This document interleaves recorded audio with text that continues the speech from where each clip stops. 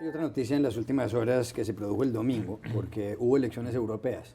En los 28 países miembros de la Unión Europea, la gente salió a votar para los 751 miembros del Parlamento Europeo que funciona en Estrasburgo.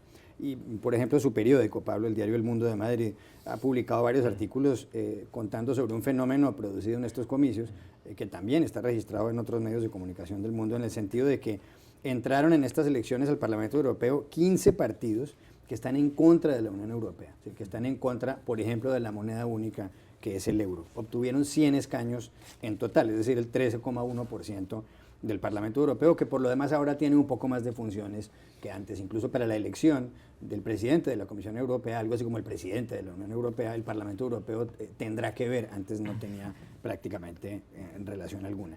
En todo caso, el grupo mayoritario es el Grupo Popular, el grupo de los partidos conservadores, y está seguido por el Grupo Socialista, y después vienen los liberales y los verdes y demás. El auge de estos partidos anti-Unión Europea es sobre todo llamativo en Francia, donde la señora Marine Le Pen del Frente Nacional obtuvo 24 escaños, y también en Inglaterra, donde el Partido de la Independencia obtuvo poco más de una veintena de escaños. ¿Qué está pasando en Europa? ¿No es un poco absurdo que cada vez aumenten los votantes de los partidos antieuropeístas a un organismo que es el Parlamento Europeo, que justamente propugna, pues, porque funcione esta gran unión creada después de la Segunda Guerra Mundial, sobre todo, y hay que decirlo, como una respuesta al nazismo? Era la manera de cómo Francia y Alemania podían volver a evitar una guerra, proyecto inicial al que se sumaron Italia, los países del Benelux, y hoy día son 28, y donde hay más de 500 millones de habitantes.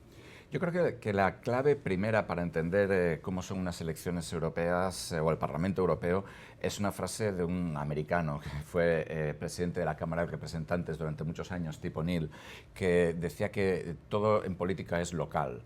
Esto no tiene que ser necesariamente el caso siempre, pero en el caso de las elecciones al Parlamento Europeo es muy a menudo es el caso. Es decir, hay un voto de castigo.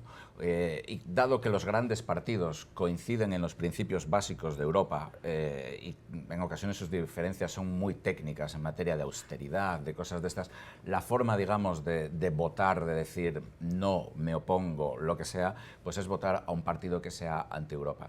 Normalmente los partidos de este tipo, populistas, etcétera, suelen sacar mejores resultados en las elecciones al Parlamento Europeo que en las elecciones nacionales.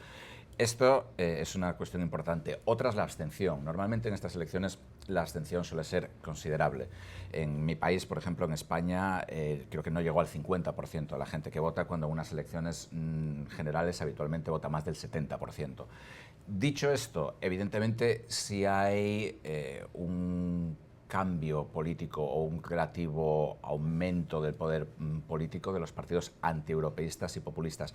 Particularmente, yo creo que, como tú mencionabas, en Francia y en Alemania. Perdón, en Francia y en el Reino Unido, en Gran Bretaña. Y yo creo que esto sí que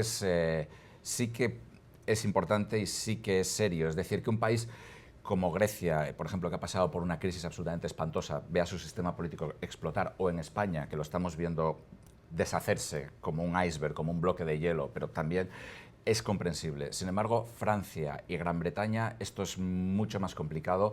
Gran Bretaña es un país muy importante, Francia es uno de los ejes de la Unión Europea, y ahora mismo Francia tiene un presidente que es muy impopular.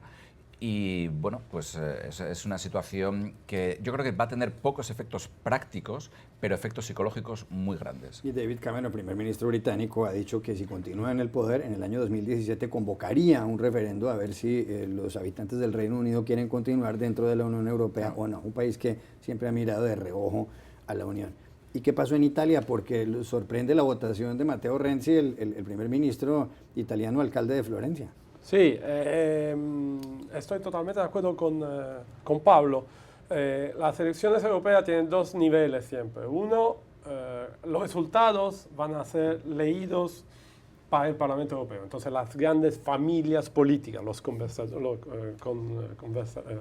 conservadores, los socialistas, los liberales. Luego, cada país tiene su historia. Y por ejemplo, en Italia, esta campaña electoral ha sido muy agresiva y ha sido como un referéndum sobre el nuevo gobierno que se formó hace 3 meses, menos de 3 meses, de este el nuevo primer ministro, muy joven, 39 años, exalcalde de Florencia, y una lucha impresionante, súper violenta, entre el partido nuevo de Grillo, de Pepe Grillo, el cómico super anti-euro, que ha bloqueado las elecciones hace un año, bloqueó la victoria al Partido Demócrata, sí. y el nuevo primer ministro. Y los últimos 3 días habían llegado a niveles de violencia que nunca se habían visto en Italia y la gente se asustó. Por primera vez he leído gente asustada y esto ha ayudado mucho el Partido Demócrata, que ha sacado votos.